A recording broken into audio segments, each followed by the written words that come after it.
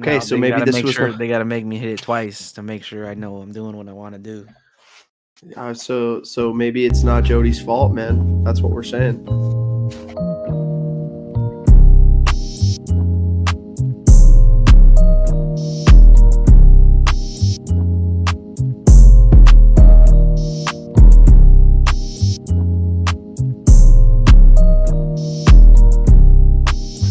Hello, and welcome to the Second and Two podcast. I'm your host, TB.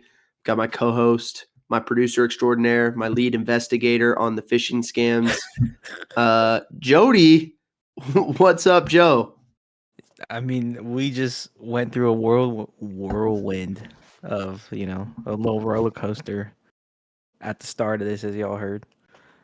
TV could have been loaded, living on a ranch somewhere, but instead, we're right here recording this pod for y'all. Oh, all right. Preparing for the Super Bowl. I have a new twist. They responded. They said another one.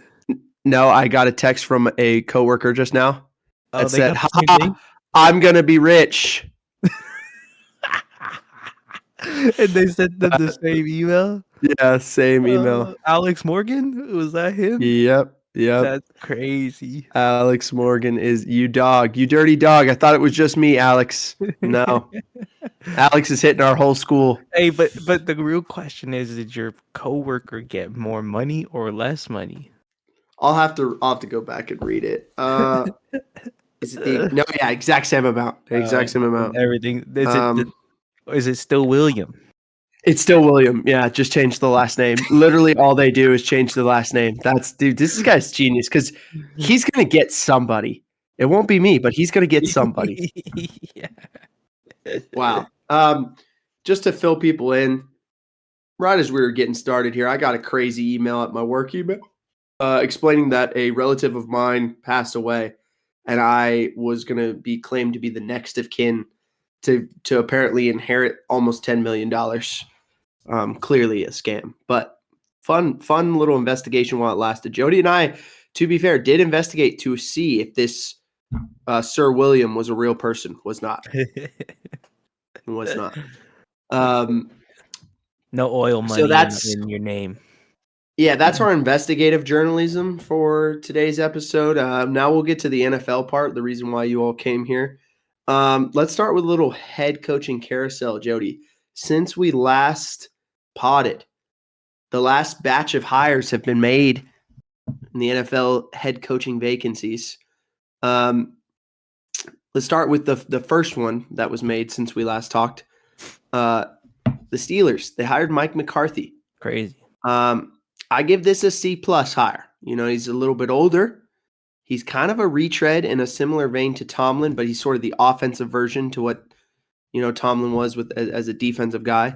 Yeah, very dissimilar to each of their last three hires in Pittsburgh with Chuck Noll and Bill Cowher and Mike Tomlin. All were young, defensive-minded guys who would then take the helm for like the next 20 years each. Yeah. This is obviously not going to be that. Mike McCarthy does not have 20 years left to coach.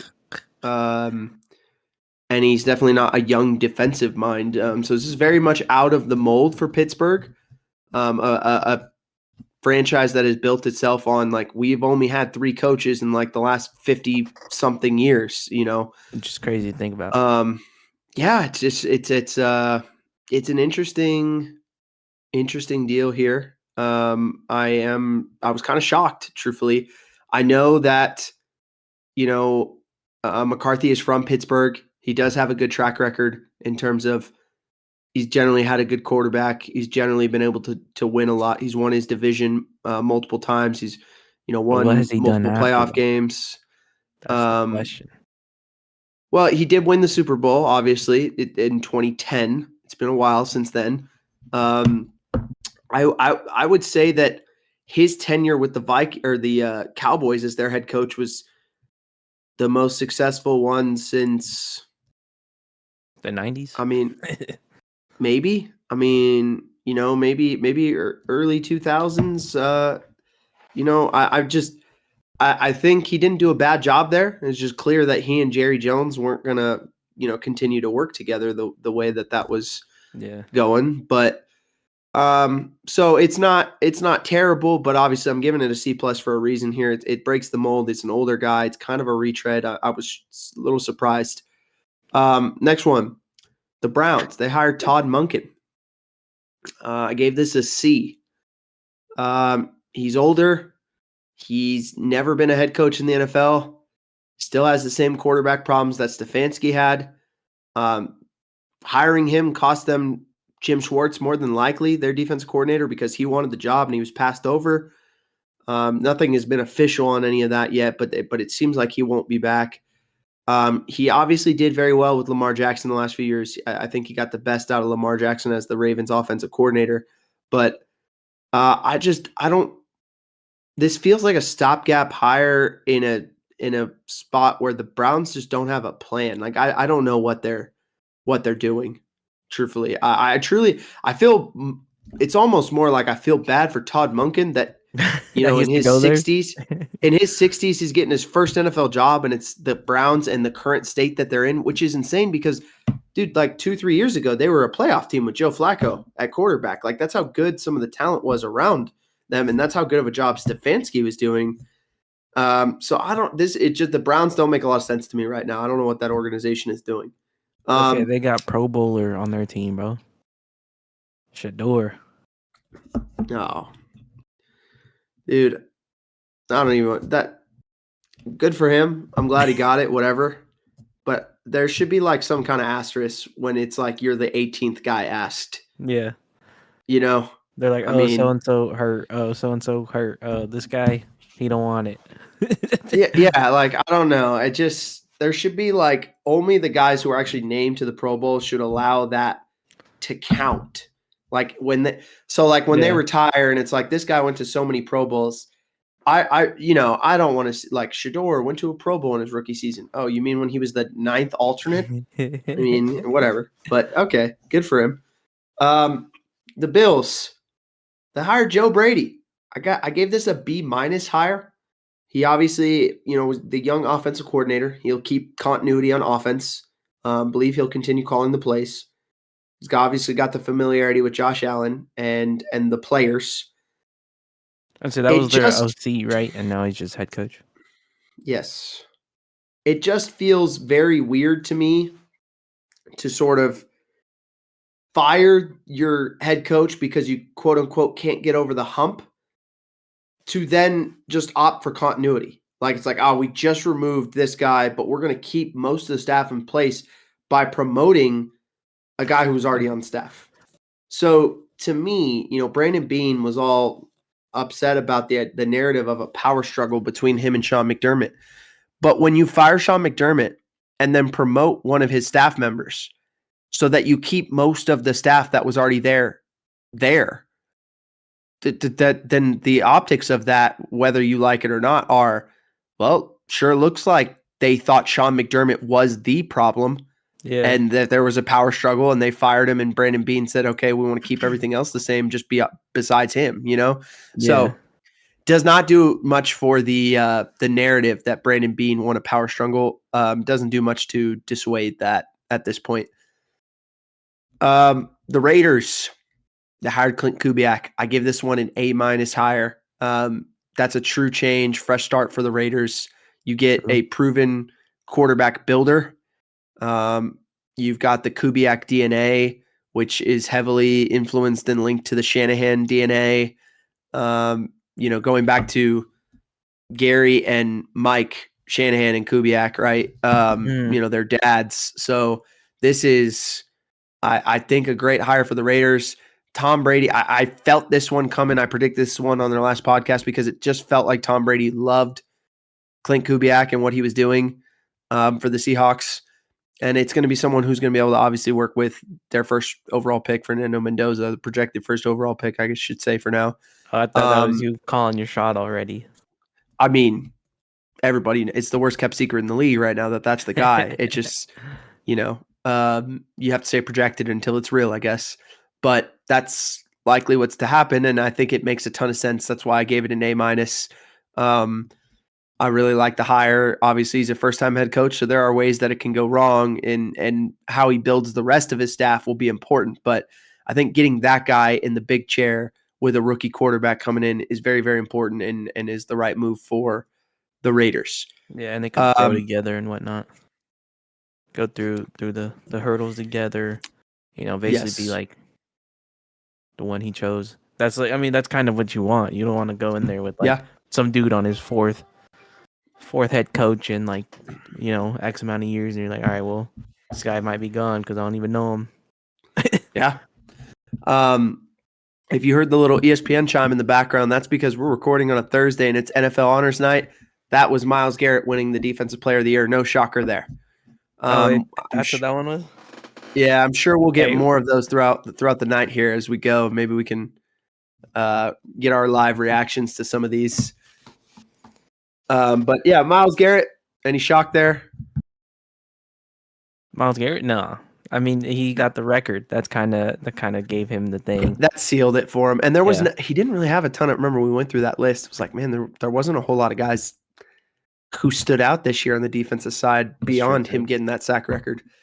All right, the last team to hire was the Cardinals. They were waiting on Clint Kubiak. It was pretty clear as soon as he signed with the Raiders, or I don't know if he's officially signed yet. It's one of those deals where he's still coaching this.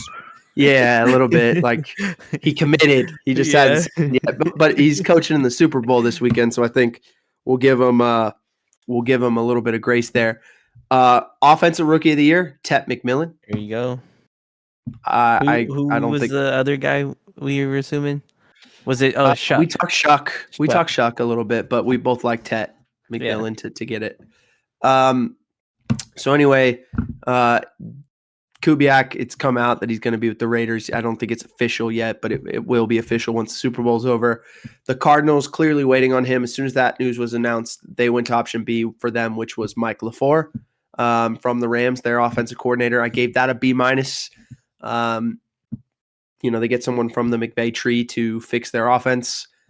He's a bit of a young and unproven guy. He was the offensive coordinator in New York with the Jets and Robert Saleh, and he did get fired there. Did feel like he kind of got a raw deal in terms of never quite had the quarterback right. Zach Wilson just wasn't that guy. It never quite worked out. He had a mixed bag of just a bunch of different quarterbacks there. Mike White. Yeah, it was a rough deal, and he took the fall. But what he was able to do the last 3 years in Los Angeles with Sean McVay, was great. He revamped their run game. McVay's credited a lot of that to him. And so now he gets his shot to be the guy in Arizona, a team he called plays against this year in their, what week was that? Week 14 win against Arizona, in which they put up like 50 points and 500 yards of offense. That was a Michael LaFleur called game because if you'll recall, McVay traveled separate from the team that week and he was sick. Oh, yeah. And he let LaFleur call that game. Yeah. So the big question there with the Cardinals is going to be like, who's going to be his quarterback? Does he try and fix Kyler Murray? Do they get him a different guy? Do they go with Jacoby Brissett?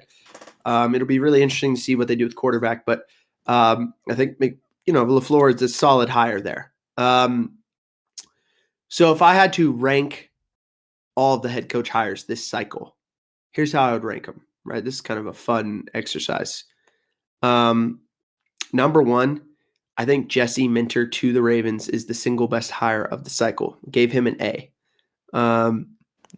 Lot of questions about who's going to be his OC, right? Who's going to take care of Lamar? He hires the Bears OC, Declan Doyle. Really young, really green. Be very interesting. Obviously, he didn't call the plays last year in Chicago, even though he's the OC, because Ben Johnson calls the plays there. But been with Ben Johnson, worked with Sean Payton. So feel pretty good about what experiences he's had that will lend him to building an offense around Lamar. And I trust Jesse Minter to make a good choice there. So I think that could turn out to be really good. I like Jesse Minter as the best hire of the cycle. Number two, John Harbaugh to the Giants. Talked about this. They needed an adult in the room to stabilize the franchise. They haven't had one since Tom Coughlin. They finally get their guy there. Number three, Clint Kubiak to the Raiders. Just to explain this one, I think the young OC to head coach with a young quarterback is the way. Number 4, Makes sense. Robert Saleh to the Titans. Mike He's Vrabel not an Jr. Yeah, he's not an offensive guy. He's not the sexy pick, but I think he's a leader of men. He said he's going to call the defense. I like that. So I like that for the Titans. Number 5, Kevin Stefanski to the Falcons. I also like this move. I think he'll help their offense. The big thing is, will he and Jeff Ulbrich be a good pairing? They've kind of had him keep the DC there. And we'll see if that defense continues to get better. If it does, and the offense does what I think it can with Stefanski, they can be really good. They got to figure out quarterback. Number 6, Mike LaFleur to the Cardinals. Just explain this one. They also have to figure out the quarterback. Number 7, Joe Brady to the Bills. Again, kept some continuity. Felt weird after firing a guy for not getting over the hump. But I do like Joe Brady. I do think he can do some good things there. Just kind of an interesting – it's less do I not believe in Joe Brady and more do I feel fully confident in the Bills as an organization right now. That makes sense.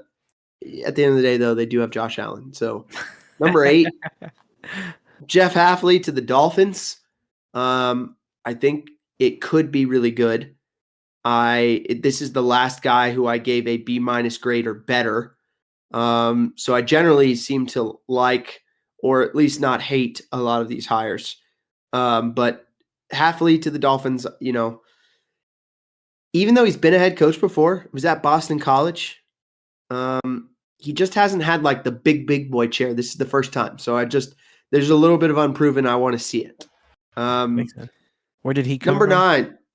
9, he was the defense coordinator for the Packers most recently, the last couple years. And before that was the head coach in Boston College for, I think it was 4 seasons. And before that, he was the DC for Ohio State.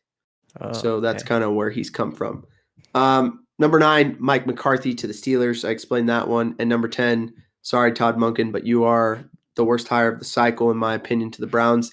It honestly has less to do, kind of similar to what I was talking about Joe Brady, less to do with Todd Monken, more to do with the Browns as an organization right now. I just don't see that getting too much better. It's not an inspiring hire to me. So any of those rankings or I guess grades that you would disagree with, Jody, that you feel like stick out? I mean, for me, I think it's more about just where people ended up. Like I don't necessarily know most of the coaches. Like we could say like the Jeff Hafley. I have no clue who that guy was until you just explained it. Like I'd I have never no heard clue who that that guy name. was. Yeah. And so like I know like most of these dudes are going to be like their first time head coach, so that's also going to be another hurdle for them. I think Harbaugh Mm-hmm. going to the Giants is nice. Should be something that they need to help have a fighting chance in that division. I like the Sala. I just think the Titans are as a team have been in a weird spot. They got good pieces, but they can't like put it together. The Stefanski one, I don't know if that was the right move for the The other Falcons. thing about Sala that I'll say that I forgot to say, he got Dabo to Oh, Brian Dable for to be his OC. OC. And I do like that as well for Cam Ward. I like that a lot. So just going to put it, that's kind of a package deal. He ended up getting Dabo, the former Giants head coach, and before that was the Bills OC. And we've seen what he can do with quarterbacks and even what he started doing with Jackson Dart this year. Yeah. I like him for Cam Ward. So that's another part of the Robert Saleh hire. Yeah, and the Falcons, like I said, I thought they were going to end up with Mike McDaniel. I felt like they had a team similar to what he was trying to build with Dolphins. So I don't know how that's going to work out. Like you said, they got the QB question mark. Do you roll with Kirko Kirko Kirko Chains? Chains? Yeah, Kirko Cousins. Or do you try to get someone new and hope that I wouldn't be surprised if Stefanski prefers Cousins and allows Penix to sit a year. I wouldn't be surprised at all. And then the Cardinals, I just think whoever ended up there, regardless of who it was, is just gonna have a hard time. Like you said, we talked about it last It's a time tough with job. the division, let alone the Mhm. QB struggles. Like there's a lot going It's on down there. also it's also an ownership group that hasn't been willing to pay a lot for coaching staffs in recent years. So So it's they're just another struggle. being It's like cheap. harder to hire like quality coaches. You know what I mean? Of Yeah. course, it's the NFL. You're gonna get guys there, right? But it's just harder to hire like the top end guys you absolutely want. Mm-hmm. If the salaries aren't going to be commensurate with some of the other jobs that they may already have or have offers to. So that's another uphill battle for LaFleur. Yeah. And then the last one, I think McCarthy. Like I think if you were gonna go this route, you just keep Tomlin. Honestly, unless Tomlin chose to step down, like it doesn't feel like much of a change. And McCarthy. the wording was that Tomlin, chose to step down, but you always kind of wonder what's real, right? Yeah. Um, it doesn't make a whole. If they did in fact fire him, the McCarthy hire does not make a ton of sense. Yeah, I just feel like he does well in the regular season, but like playoffs time seems very similar to what Tomlin was doing. Yeah, I mean, so who knows? We'll see. What did you ever get in contact with your uncle about the move? See what he had to say. I haven't really talked to him in depth about it yet. I think he likes that. McCarthy is a Tom or a Pittsburgh guy, Uh-huh. but I do think his expectation was that it would be Brian Flores, and he was kind of excited about that. Makes So, sense. Defensive guy. um, that's another key part of this hiring cycle. Unfortunately, um, you know, a good chunk of the coaches hired were white. It's become a Yeah. talking point. Robert Sala is a person of color, so he was able to obtain one of these jobs. But another big piece is just like that there were no black coaches hired Mm-hmm. specifically in this cycle, and we know that a vast majority of the players in the NFL are black, and so Yeah. oftentimes we talk about representation and diversity and inclusion and all of that stuff, and that's Mm-hmm. become a major topic. Um, Obviously, I don't think anyone has the quick fix to this issue. Some don't even see it as an issue, which is a place we have to we all have to be in agreement on that first before we can fix it, It's right? true. So this is going to continue to be a thing. They've talked about revamping the Rooney Rule, and what that looks like. Some people it's like, hey, the Rooney Rule is a thing that happens at the finish line, but what about in the pipeline? Like, are Mm-hmm. we building coaches up to be prepared for those jobs?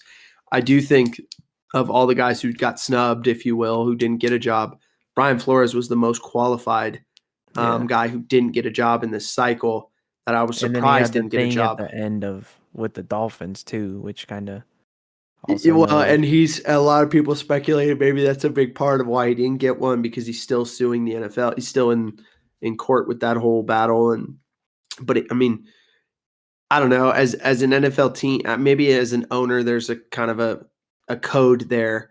But man, if you really want to win, you watch that guy the way he's calling defense. No one's calling defense the way he's Yeah. calling it right now, and getting his guys to be like in the right place while showing and disguising and doing so much that varies the look for opposing quarterbacks. I just think he's been brilliant the last couple of years in Minnesota.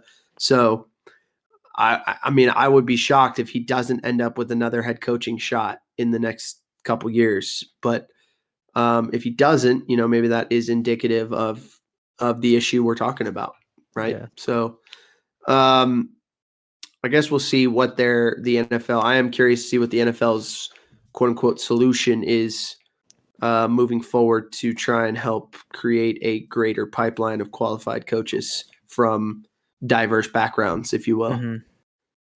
Yeah, I will say that's gonna be tough just because like I feel like most of them get the like position coach and they don't ever really get the bump up to like OCDC, and then that allows them to continue from there. But who Yeah, knows? Time and will tell. I mean, some of the we've given flowers to some of the guys who have been some of the better coaches in this league that are not what I mean. D'Amico Ryans, what he's done with the Texans. Obviously, Yeah. Tomlin, what he did in Pittsburgh for so long, right? So there's plenty of examples if you want to find them. Oftentimes, the opposing counter argument to this, issue is hire on merit. If they aren't qualified, then they didn't get hired. And Yeah. that's what it is, right? And we all know it. That's not what this business is, though, right? That's not how it goes. Coaches are not hired on merit. Oftentimes, they are hired on what impression did you leave? What Yeah, does your true. resume say? How can we win the press conference? Do I like you as an owner or the GM? Who, the people making the Yeah, decisions, true. and like more often than not, the people making those decisions look like me than anybody else, and so they're more likely to hire people that look like themselves. That's just part That's of the true. reality of it. And that's why, it is an issue that we need to figure out how to solve and diversify. I mean, the truth is diversity brings out greater results across the board. So we need to continue pushing for that if we want to see the things we want to see in the league. Very true. But you think we Step should? step off my soapbox now. Yeah, Super Bowl. You Yeah, ready for it? I'm Let's ready. go. Let's We've been go. waiting. We took a little break last week, and so we could come back with this Patriots Seahawks game up there in Levi Stadium, Santa Clara. We got the Patriots dressing in silver and all white. Seahawks are rocking all navy. Time of this game, we got 6:30 Eastern, 3:30 Pacific over there on NBC, featuring our guy Mike Tirico and Chris Collinsworth. Now here's a guy over under. I'm gonna just put it at 11.5. I don't know. Who knows? But Drake May. Here's a guy. here's a guy who Sam Darnold. Here's a guy. who comes into the facility with cookies every week. Baked by his wife. Yeah. But the spread for this game sits at 4.5, favoriting the Seahawks. Over under is at 45.5. And it's going to be a typical California day. Low 60s with some partial clouds. Very small chance of rain late in the game, but other than that, weather's going to be perfectly fine. This is the game. The last one's crazy. The last Crazy we're one, here. which makes you most fans sad, but also already excited for the next one, right? Yeah, we had to take the break last week because, I have to say my pride and my ego were hurt. The Rams did not get it done in Seattle. Credit to Seattle. They were the better football team. I was bummed, but less so bummed about the result and more so bummed that, like, coming to grips with the reality that the Seahawks were just a better football team. You can't watch that game and think, the Rams, they were better and they got screwed. No, that's not. I mean, the Seattle was just better in every phase. The Rams played excellent on offense, but they got outplayed on defense and on special teams, and that's just the truth. Stafford was about as good as you could have asked him to be. Puka, Devontae, they were as good as you could have asked them to be. And, maybe people will point to like the 4th and goal inside the 7. It's like, the reality of that is, even if the Rams had scored there, fairly confident Seattle would have answered and scored and won anyway. Because that's how bad the Rams defense was. So anyway, we took last week off to allow me to have a clear head, clear mind, full heart, can't lose here. So that we can really look at this game and give it the justice it deserves, because it is the Super Bowl and it is a great matchup and it is the rematch of the Malcolm Butler game and all of that stuff. 1 yard pass. I see this game in 3 different ways, right? Number one, you have Seattle's pass rush versus New England's protection. The greatest advantage or disadvantage either way in this game is the pressure rate that Seattle creates, which is at a 40% plus clip. And that was 4th in the NFL. Versus the New England O-line, which has struggled all season. They have been even worse in the playoffs, in part due to like the juggernauts defenses they've seen. They've seen the Chargers and the Texans and the Broncos, and now the Seahawks. We're 4 of like the 5 best defenses in the league this year, right? So they ranked the Patriots offensive line 25th in the NFL at opponent pressure rate, giving up 44% plus. So obviously this data would suggest Drake May is going to be under heavy fire nearly half the time he drops back to pass. And this is going to be, this is a major part of the game plan for the Chargers, the Texans, and the Broncos. I imagine it will be for Seattle. All of those defenses managed to keep their team in the game despite putrid offensive performances. You look at all those games. All 3 of those offenses performed terribly. Now, credit to New England's defense, and we'll get to them. But also, those offenses just played awful. But their defense was so good, it kept them in the game. So you kind of have this weird feeling about New England because you're like, man, their defense has been out of this world, and they've got Drake May, but they really haven't played well in offense in the playoffs. Before the AFC Championship, we discussed Drake May's turnover issues in the playoffs. He had 6 fumbles, 3 of them lost, 2 interceptions. Mm-hmm. The primary reason for that was all the pressure, right? Yep. And, he was able to limit some of those negative plays in the AFC Championship, despite being under the same amount of pressure. And he's also dealing kind of with the shoulder, which seems like he's good to go, but just, he's coming off a shoulder injury that was sustained in that AFC Championship. And so this key is less a question of will Seattle generate pressure? I would be shocked if they don't. It's more a question of like, how do the Patriots and Drake May handle it? What's the plan? Josh McDaniels and Mike Vrabel are not stupid, right? They know what they have. They know what they're up against. And so, how are they going to help May? I think there's, you're talking about scheming up play action pass. You're talking about quick throws. You're talking about screens. Can those things be effective enough to keep them on schedule, right? And ultimately, can Drake May be good enough to extend plays when necessary to create those explosives, right? I think that's going to be really important to the outcome of this game. Number 2, Sam Darnold. Will the real Sam Darnold please stand up, right? Dang. We have seen 2 drastically different versions of Darnold in his last 6 big ball games by my count. Right? If you go back to 2024, Sam Darnold has played what I think are 6 major games for his teams, right? You had week 18 for the Vikings versus the Lions for the 1 seed. Yeah. You had the wild card round for the Vikings versus the Rams. Also then tough. This year, you had the week 11 game for the Seahawks versus the Rams for the division lead. You had the week 16 game for the Seahawks versus the Rams for the 1 seed, basically the likely 1 seed and the NFC West. And then the week 18 matchup against, on the road against the Niners that was ultimately for the 1 seed. Mm-hmm. And then I skipped the divisional round because that game, the way it played out there was no pressure there. But the NFC Championship, obviously for the Seahawks versus the Rams. So those are the 6 games of data I'm looking at here, right? So in those games, it's a tale of 2 Darnolds, okay? Especially in the first 2 Rams games versus the last 2 Rams games this year. Yeah. Or the first 2 Rams games of the wild card round last year plus the week 11 game this year. Yeah. So he has a combined stats for the first 3 games we're talking about. 72 for 125. So that's a 57.6% completion percentage. 1 touchdown to 5 picks, 11 sacks, and an 0-3 record in those games. He was awful, as were his offensive lines, and people tagged him with like they can't win the big one stereotype, right? Yeah. It's a big reason why he ended up in Seattle and he's not still on the Vikings. It's a big reason why the Vikings GM lost his job this week.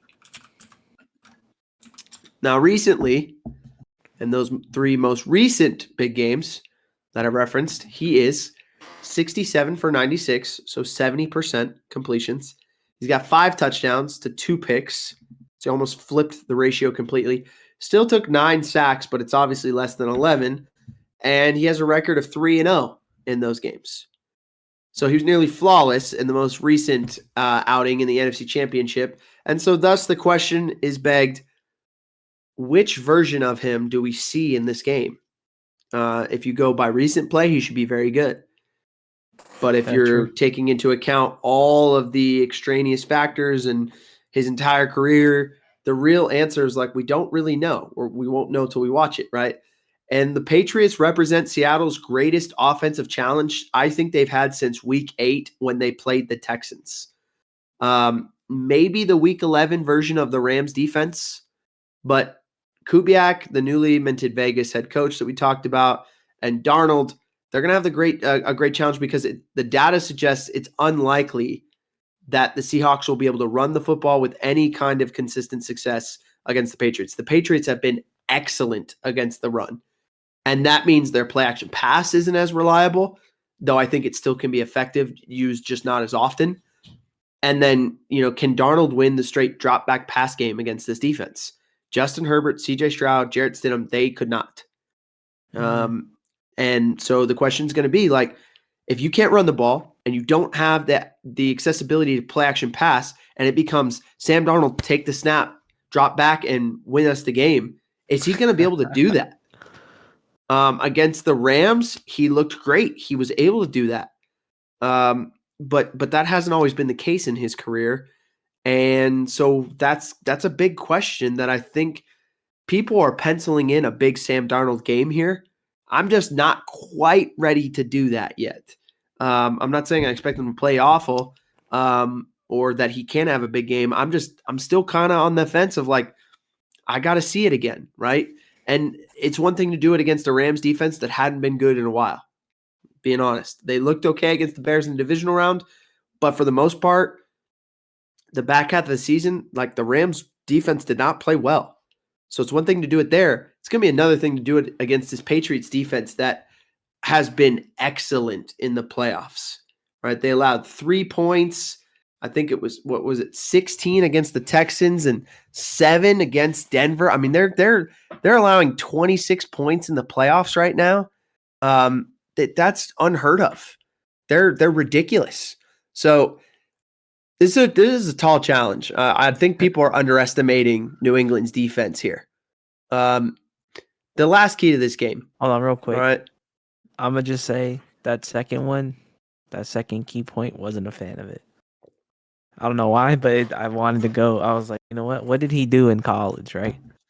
So he redshirted his freshman year. He went 11-1, and then he went 9-3. His stats for passing, it was like 35 touchdowns, 9 picks, and then it was 26-13 the next year. And I was like, this doesn't help me at all because it's the same thing. One year was really good, one year was just average. And I was like, I don't know what's going on here. I don't want to listen to key point number 2.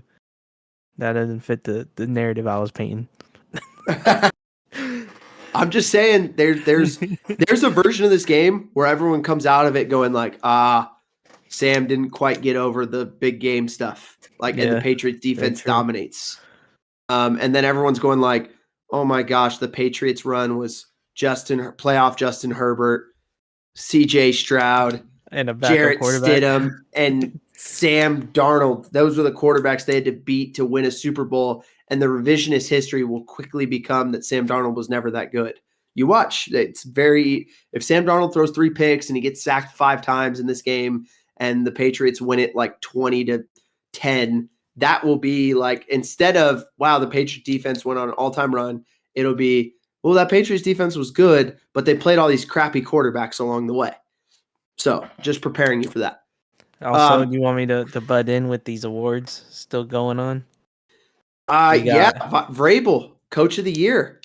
And CMC, Comeback Player of the Year. Wow. All right. Congrats to Vrabel. I didn't think he was going to get the award. I really thought it was going to be Mike McDonald. I'm kind of surprised, but great for Vrabel. I mean, he, like we talked about, there were so many. Our guy was, or my guy anyway, I can't remember who you liked, but I liked Liam Cohen. There were so many deserving guys this year. So I think I chose Cohen too, to be honest. But I don't know. It sounded right. Did they do defensive rookie of the year yet? I don't believe so. Let me see. I only got 6 notifications, and one of them was not anything related to the awards. No, I don't have nothing on these notifications about it yet. Okay. So the last key to this game then I'm looking at is turnovers and special teams. All right. I expect both defenses to be legitimately rested and awesome in this game. I think it's going to be a defensive battle. When that is the case, the turnovers and special teams plays become big. We saw both of these teams take advantage of massive special teams plays and turnovers in the playoffs, right? Seattle, they had the opening kickoff return touchdown versus San Francisco. They had the muffed punt to open the second half against the Rams. Crazy. New England had the interception return for a touchdown against Houston. They had the blocked field goal against Denver, right? So I think this game will likely be closer than many expect. I've seen a lot of people just expecting Seattle to walk in and blow them out. I don't think that's the case here. I am people. I saw Stephen A. is like, they're going to beat him by 60. Like, that's insane. I'm just This telling is in you. college now. That's crazy. I know he was exaggerating. Yeah. But like, I think what he really meant is like, they're going to beat him by like 20. I don't think that's reality. I think this game will be closer because many expect, or closer than many expect, because I think New England's defense has been so good. That's true. And therefore, whichever team wins the turnover battle, which is advantage New England, the Seahawks are a -3 in turnover differential, and the Patriots are a +3 in turnover differential. And whichever team wins the special teams battle, that's advantage Seattle with Rashid Shaheed as the returner, will win the game. We know both these teams place a premium on special teams and game management with McDonald and with Vrabel. Jay Harbaugh is the special teams coordinator for the Seahawks, does a great job. So the question is going to be like, who does it better, right? So those are the three major keys I see to the game. I think it's going to be a good one, though. Much better than people expect. Yeah, I would definitely be on that hill of I don't expect it to be good. But my bets for this game, so we spoke about at the top. Spread sits at 4.5 for the Seahawks, and the over-under is at 45.5. Like I said, I don't think it's going to be close. So I would definitely take the Seahawks at the 4.5. I actually bought it at like 9.5 because I think it's going to be at least 10 points or more. Wow. And I also bought it at 7.5 or maybe 6.5 so I can get to 7 points. So wow. I mean, like I said, that second one, after doing the bare minimum research I did for the USC, I mean, I don't feel any better. But at 4.5 seems very fine. And I'm taking the under for this game as well. In terms of prop bets for this week, I'm rolling Drake May to have a fumble. I think we've seen it.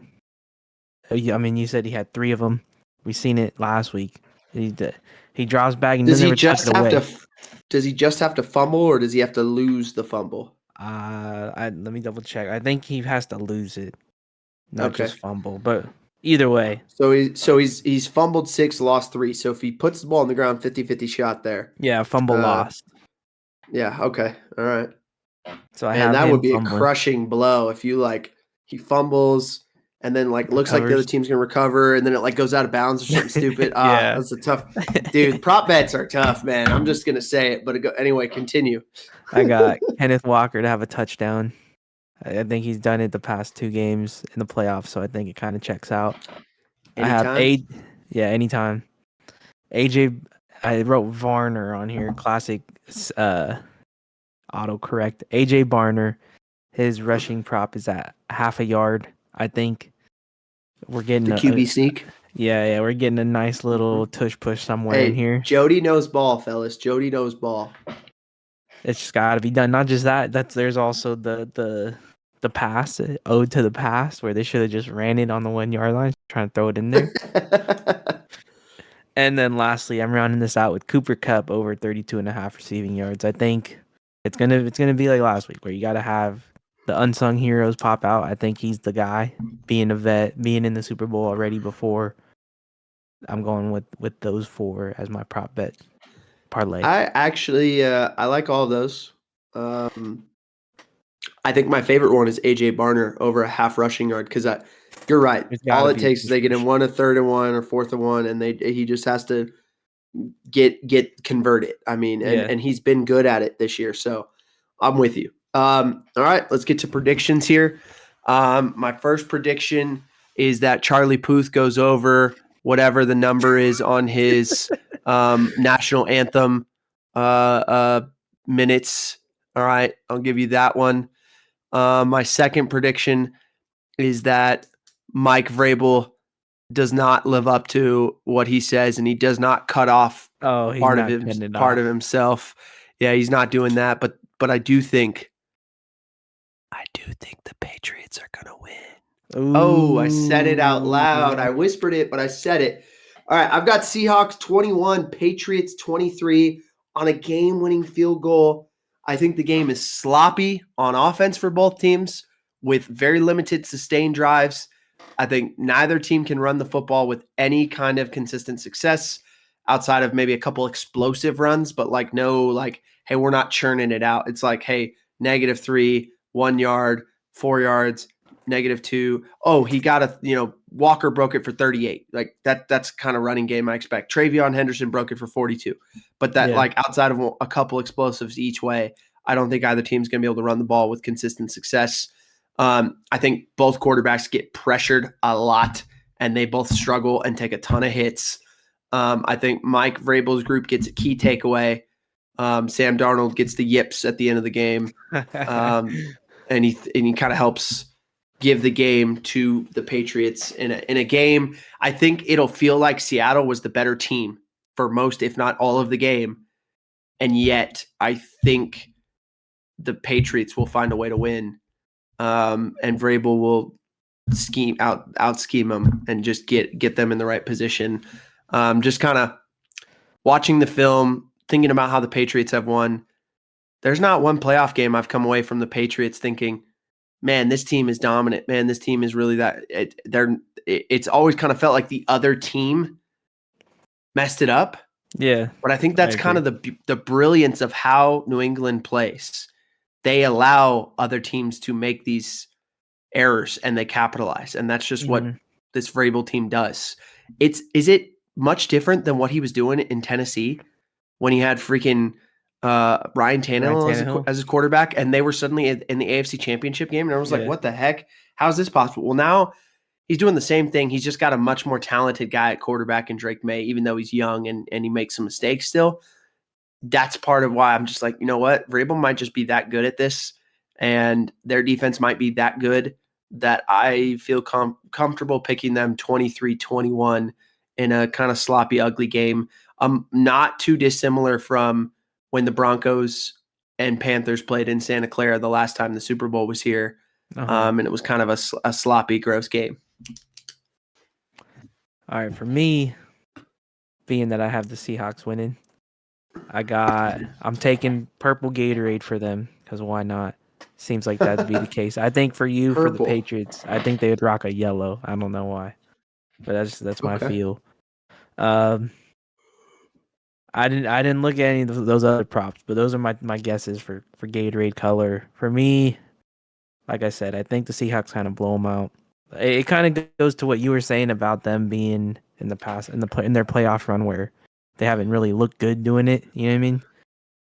That's kind of where I'm leaning Seahawks because they blew out the Niners. I mean, they played two divisional opponents 3 times this year. Kind of wiped those all out the way too. Wild. So I have Seahawks sitting at 28, Patriots 17. Like I said, I got them around 10 points. Should be a wild ride. I am more now after, like I said, your second key point that put me off a little bit. But if I think it's gonna be a big lead early, and then you just kind of got to stay alive. You know what I mean? They don't gotta worry about too much. That's how I see it playing out too. So who knows? We'll see. If Seattle starts fast, I think that's your my script can go that way. Yes. I think, to clarify, I do think Seattle is the better football team. But Sam Darnold's gonna mess it up. Maybe, but also I just have this feeling that the Patriots, they're kind of just winning these games. Yeah. And their defense, man, I watch some of the tape. Their defense is freaking good. It's not, I don't know, it hasn't gotten hyped up like I think it should, because it's really I think it's just as good as Seattle's, and everyone talks about Seattle's defense.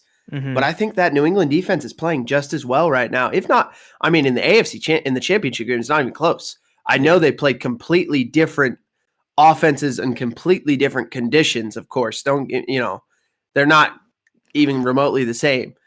But I still think I love the way that New England's defense played in the AFC Championship.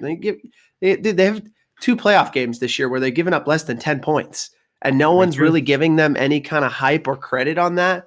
I know the game in Denver was played in a blizzard in the second half and all that, but man, I'm telling you, they're playing really well. So outside of the game, what are you most looking forward to in the Super Bowl? I think just enjoying good food. You know what I mean? Everyone's got I either some Elite sort of finger like food is a sides, way. some Yeah. sort of like big meal they want to make. You know what I mean? Like growing up, all the Super Bowls were like my birthday party. To be honest, it was like just put the two together. Everyone's gonna be Yeah. sitting here doing stuff, so it's like you kind of just get some good food, whether people make it and bring it in, or you're cooking it all up at the house because you're not doing much. You know what I mean? Food and drinks is gonna be sitting. They're gonna be there. You know what I mean? Yeah, No yeah, matter yeah. what your variation of that is, we all got our own, but that's the typical like expectation for the game. I am also a big fan of the finger foods. Watching the game, I'm also looking forward to can we get the elite commercials back? Love that about the Super Bowl. Yeah, definitely. Looking for some ones to make me laugh, of course. So I guess we'll Doritos see is if we get. probably I'm gonna say now it's probably the best one gonna be made because they don't really care about what they put out. It's kind of like we're gonna put this to the edge and see what happens. You know what I mean? Everyone kind of like they try to make it either sound interesting or whatever, but Doritos is like we're making something creative because why not? All right, so let's look out for the Doritos commercial. All right, before we go, banger of the week. What do you have, Jody? So for me, M&Ms, but in particular the almond M&Ms. If you're a Almond fan, if M&Ms. you're a What fan a of changer! almonds, I think it's the best M&M they make. Wow. I like. Hold up. Got them sitting right here. Oh wow, My wow. mom got me them for Christmas, and they kind of just been sitting next to my bed for the longest. And yesterday I was like, I haven't had these in a minute. Threw some in, pretty fire. I threw some more in. Yeah, I was like, I gotta put these Hey, down. I'm gonna kill the suddenly, bag. suddenly 5 becomes 20. Yeah. And so the past 2 days, I like look at this. It's like half the Oh bag yeah, right there in he's 2 days. he's been I've cooking been. them. They're He's so been good. cooking them. All right. I got a great TV recommendation for you folks. Um, especially if you're a fan of Game of Thrones. Oh, the House of Dragon. No, no. They got something else. They got something new. It's called A Knight of the Seven Kingdoms. That's Um, crazy. comes out every Sunday. 3 episodes have been out so far. This week, they're actually coming out with their next episode on a Friday. It's actually tomorrow Oh, because the Super Bowl. because of the Super Bowl. I'm going to tell you, this show, very bingeable because it's only 30-minute episodes.